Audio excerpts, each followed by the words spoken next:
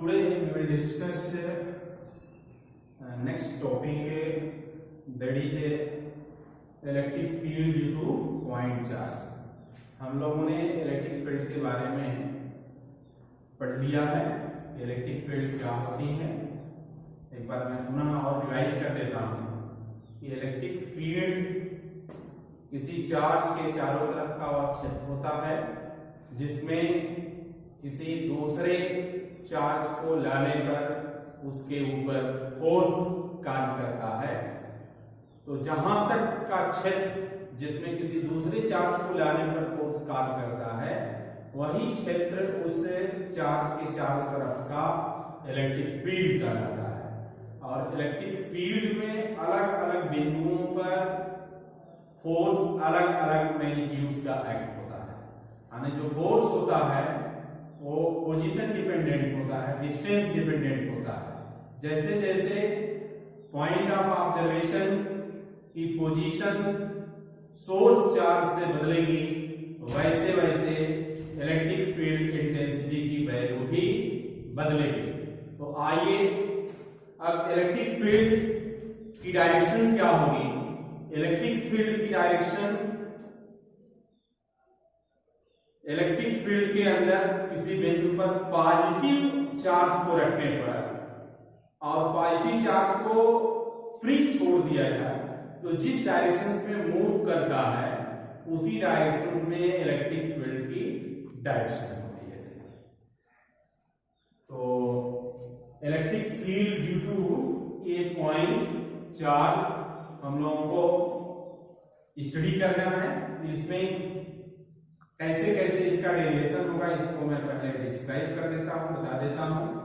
एक source charge लेंगे, suppose कर लीजिए यहां स्मॉल क्यू लिया जा रहा है या किन्हीं बुक्स में कैपिटल क्यू भी दिया होगा। तो ये स्मॉल क्यू अपने प्रेजेंस से ही एक सर्टेन डिस्टेंस तक फील्ड जनरेट कर रहा होगा। अब उस फील्ड के अंदर सपोज कर लीजिए कि P पॉइंट्स पर इलेक्ट्रिक फील्ड फाइंड आउट करना चाह रहा है कोई। तो इस P पॉइंट्स पर जहां पर फील्ड फाइंड आउट करना है एक unit positive test charge Q0 ले लिया जाएगा। एक unit positive test charge Q0 ले लिया जाएगा और इसके ऊपर फोर्स निकाल लिया जाएगा कि फोर्स कितना एक्ट हो रहा है। और फिर नेक्स्ट जो इलेक्ट्रिक फील्ड इंटेंसिटी की डिफिनीशन है कि force experienced by per unit charge that is known as the electric field intensity. तो इस Q0 के ऊपर इस स्मॉल q के द्वारा कितना फोर्स इलेक्ट्रिक फोर्स एक्ट हो रहा है वो कैलकुलेट कर लिया जाए और फिर Q0 का रेशियो ले लिया जाए। तो जो वैल्यू आएगी वही electric field due to a point charge होगी। एक सिंगल चार्ज के द्वारा, एक सिंगल पॉइंट चार्ज के द्वारा फील्ड किन फैक्टर्स पर निर्भर करती है वो मिल जाएगा हमको। चलिए वो एक पॉइंट लेते हैं जिस पर Q चार्ज रखा गया, इसके द्वारा फील्ड जनरेट होगी। उसके फील्ड में एक P पॉइंट लिया गया जहां पर Q0 चार्ज रखा जा रहा है, यूनिट पॉजिटिव टेस्ट चार्ज जो कि इस सोर्स चार्ज से r डिस्टेंस अवे है। This is the source charge, this is the unit positive test charge which is r distance away। तो the electric force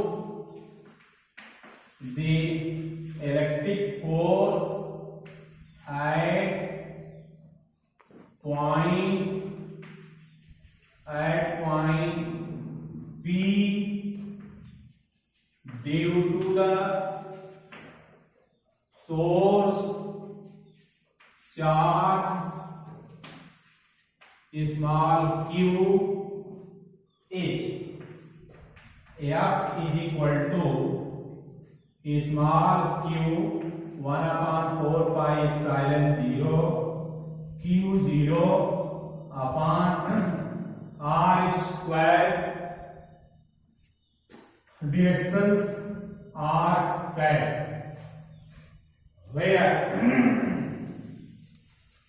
r cat is the unique vector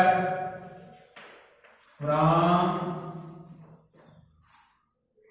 source charge q to test charge q0।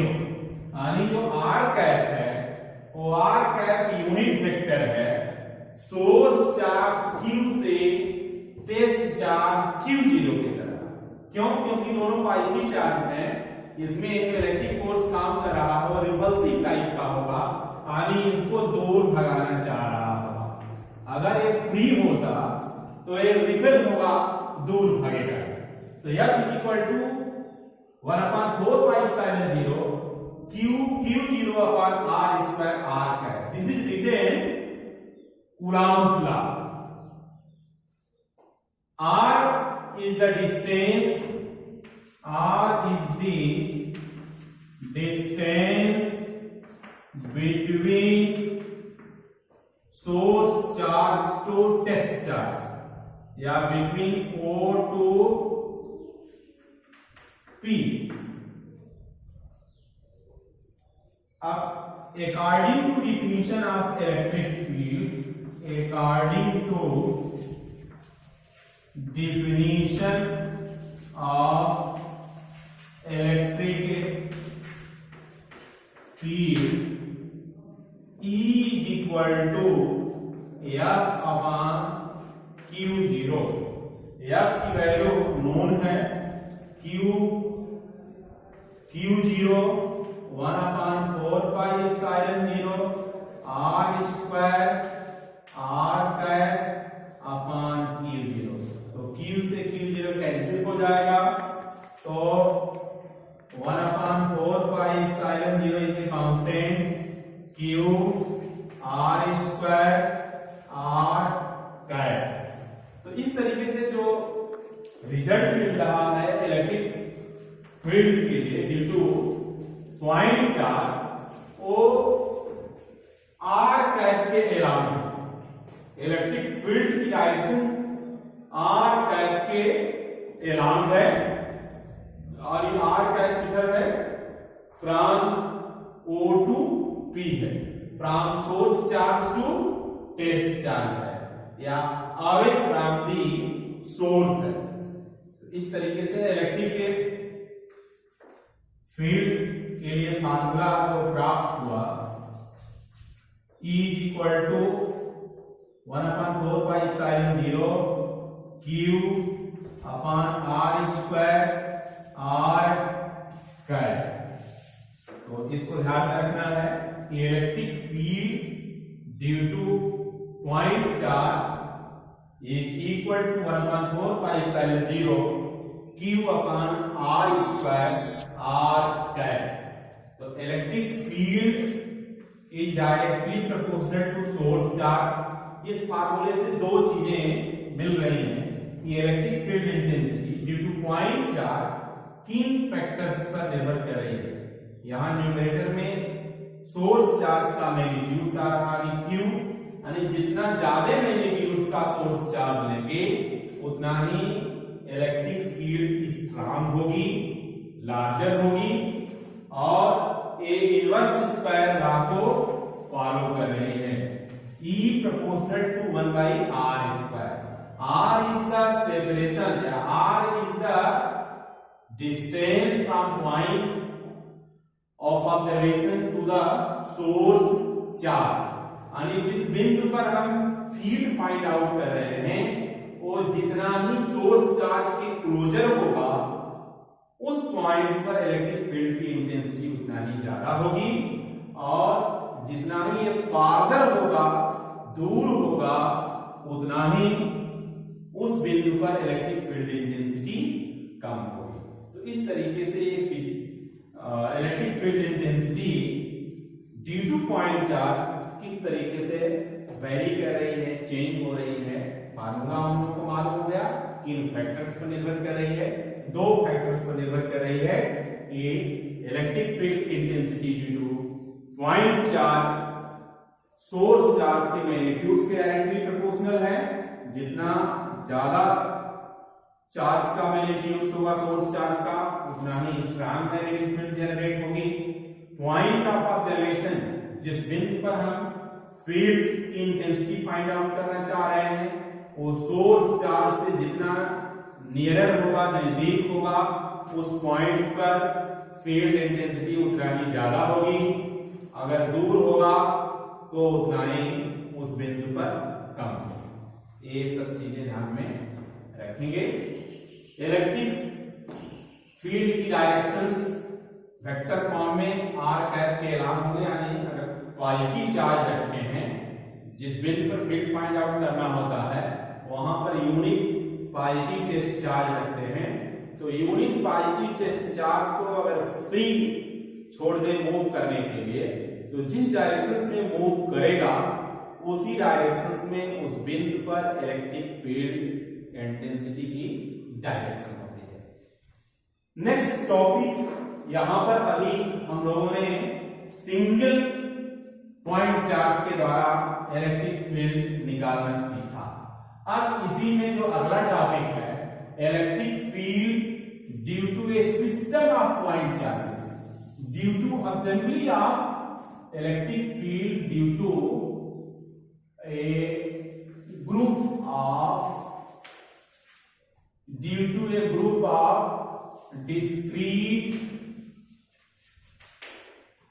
assembly, a group of discrete point charges.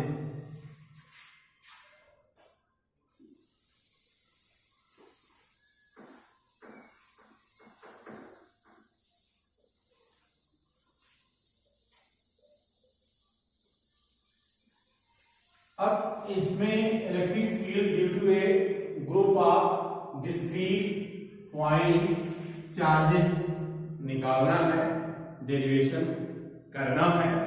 तो अब point charge के द्वारा electric field के लिए क्या relation है, ये हम लोगों ने डिराइव कर लिया, जान लिया। अब यहां पर एक चार्ज ना होकर के ग्रुप ऑफ चार्जेस होंगे। उन ग्रुप ऑफ चार्जेस के द्वारा किसी पॉइंट्स पर कितना इलेक्ट्रिक फील्ड जनरेट हो रहा होगा और क्या उसकी वैल्यू होगी, इसको इस टॉपिक में हम लोग निकालना सीखेंगे। तो चलिए, एक चार्ज, यहां दूसरा Q1 चार्ज, एक Q2 चार्ज, यहां से इनकी लोकेशन के लिए ये सपोज कर लें ओरिजिन है, एक्स एंड वाई, इनकी Q1 चार्ज का जो पोजीशन वेक्टर है वो R1 वेक्टर और Q2 की R2, और इस P पॉइंट पर जो चार्ज रखा गया है, जहां पर हम फील्ड फाइंड आउट करना चाह रहे हैं, वो वेक्टर R है, एक पॉइंट ऑफ ऑब्जर्वेशन है। तो इसके बीच की जो डिस्टेंस होगी वो R1P हो जाएगा, ए R2P डिस्टेंस हो गई। तो इस तरीके से इसका यहां जो चार्ज रखा गया है पॉइंट P पर, जो चार्ज रखा जाएगा या जहां पर हमें फील्ड फाइंड आउट करना है, वहां पर टेस्ट चार्ज रखेंगे, unit positive test charge Q0। तो let there B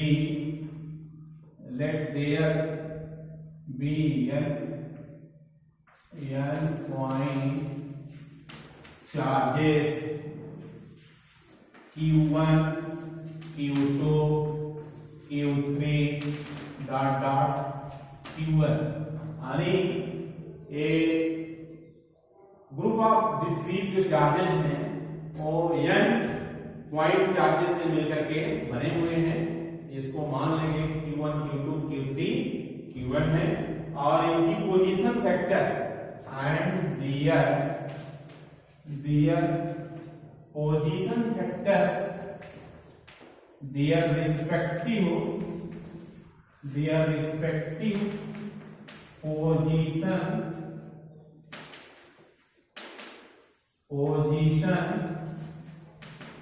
vector from origin or R1 R2 R3 dot dot Rn। अब यहां पर इलेक्ट्रिक फील्ड का फार्मूला हम लोगों को मालूम है, तो लिख लेंगे द इलेक्ट्रिक फील्ड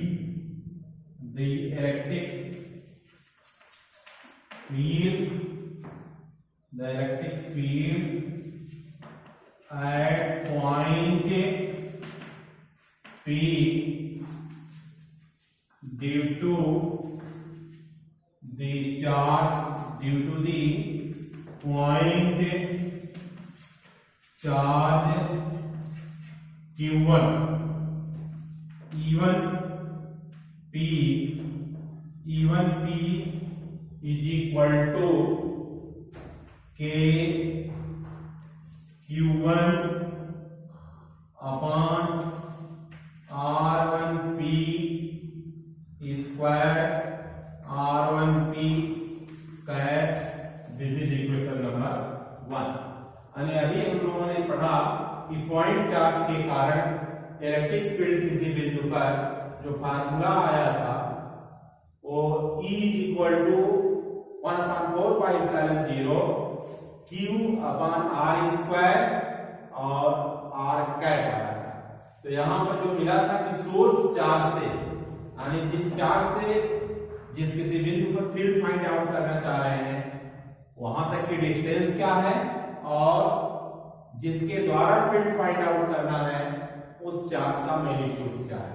तो इस Q1 चार्ज के द्वारा इस P पॉइंट पर फील्ड फाइंड आउट करना है, तो उसके लिए जो फार्मूला हम लोग जानते हैं E1P equal to K Q1 upon R1P square R1P cap. R1P is the distance from charge Q1 to test charge Q0 and its directions is along the R1P cap। R1P cap is unit vector from charge Q1 to Q0। So this is the E1P vectors।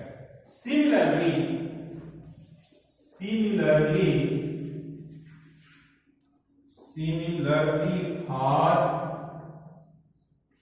charge Q2 electric field at point P, electric field at point P can be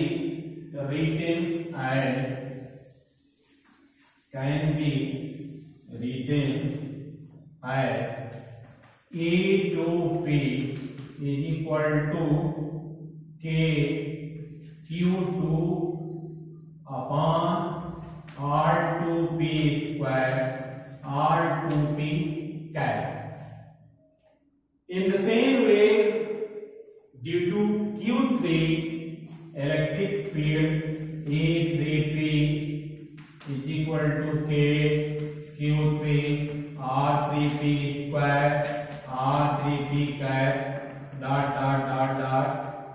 due to nth point charge ENP K QN RNP square RNP cap। तो इस तरीके से अलग अलग point charges के द्वारा इस P points पर फील्ड निकाल लिया जाता है और फिर उनको फैक्टोरियली ऐड किया जाता है। प्रिंसिपल ऑफ सुपरपोजिशन से हम जानते हैं कि electric force due to a group of assembly at a given point is equal to the vector sum of the forces exerted by individual point charges at that given point. In the same way, that principle can also be applicable in the electric field due to a group of point charges also. यहां पर भी हम लोगों ने अलग अलग point charges के द्वारा इस P पॉइंट पर इलेक्ट्रिक फील्ड मैग्नीट्यूड्स और डायरेक्शन के अनुसार निकाल लिया गया और हमें टोटल फील्ड फाइंड आउट करना है, तो इनका वेक्टर सम कर लिया जाएगा। तो चलिए इसको लिख लिया जाए। According to principle of superposition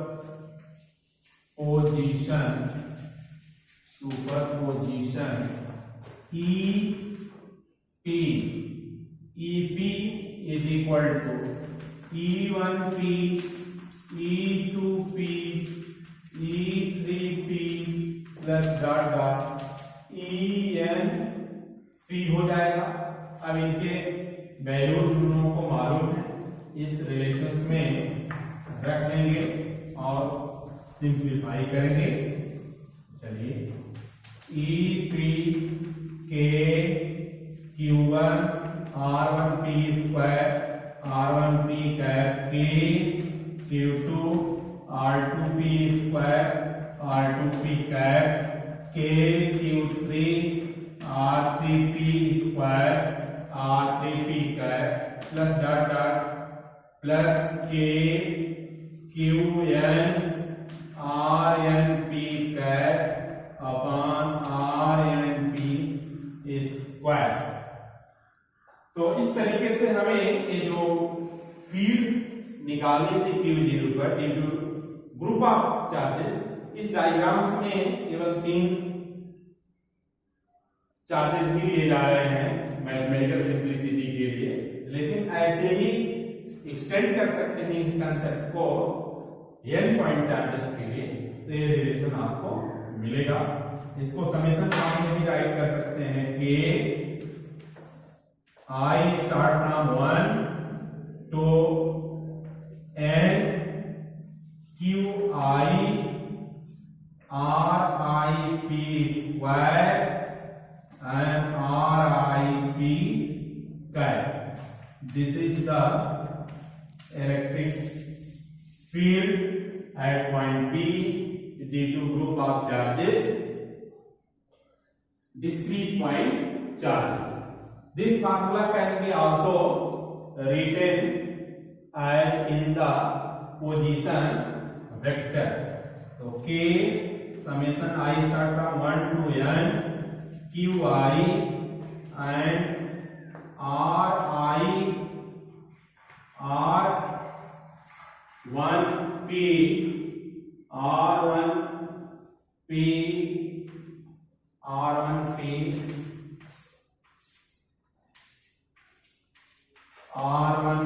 vector R1 vector और तो vector R1P plus R1P is equal to vector R1P R minus RI। तो R1P की जगह R माइनस R1 मॉड का square and R minus R1 mod vector upon R minus R1 mod, यानी यहां पर जो रिलेशन आ जाएगा वो K summation I start from 1 to n Q I R minus R1 vector upon R minus R1 vector upon 3 power. इस तरीके से रिलेशन हम लोगों को प्राप्त हो गया पोजीशन वेक्टर के फॉर्म में भी, क्योंकि R1P कैप लिखेंगे तो R1P vector upon R1P mod, तो इसमें से लिख सकते हैं R1P vector vector R minus vector R1 upon its mod. बस यही वैल्यू यहां पर रखी जा रही है। तो इस तरीके से सिस्टम ऑफ चार्जेस के द्वारा किसी पॉइंट का इलेक्ट्रिक फील्ड, ये जो फार्मूला आ रहा है EP पॉइंट ऑफ ऑब्जर्वेशन पर K की जगह 1/4 भी रख सकते हैं, और summation I start from 1 to n Q I R minus R1, यहाँ 1 के फॉर्म में के लिए जनरल फार्मूला के लिए फॉर्म में लिखेंगे तो यहाँ पर RI भी हो जाएगा और यहाँ पर R जनरल फार्मूला हम लोगों का E equal to K summation 1 to n Q I R minus RI upon R minus RI, अब इसका पावर 3 हो जाएगा।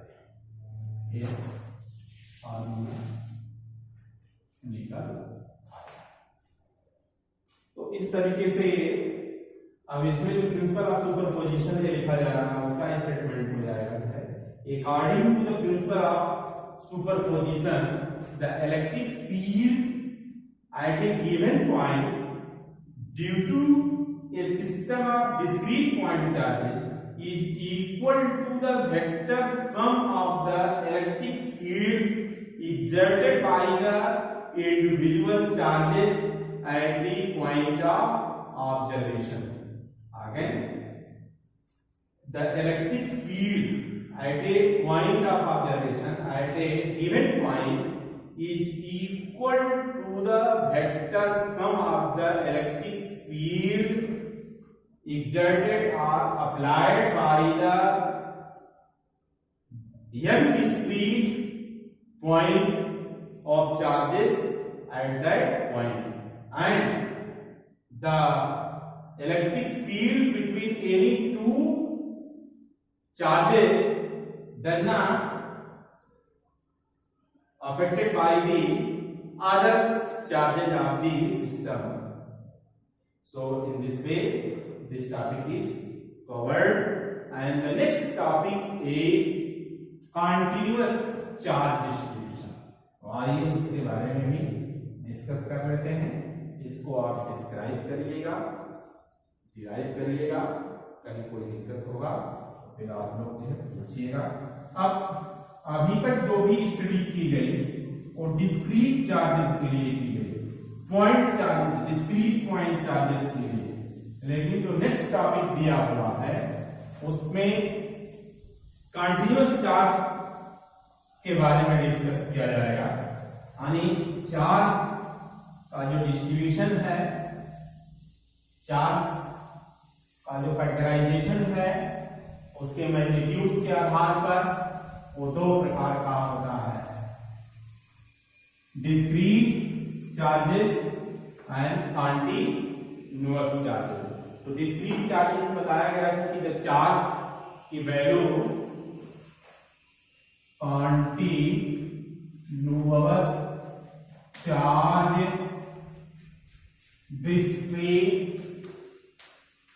Distribution, continuous charge distribution. तो डिस्क्रीट चार्जेस में बताया था कि डिस्क्रीट का मतलब होता है फिक्स्ड, वेरी स्मॉल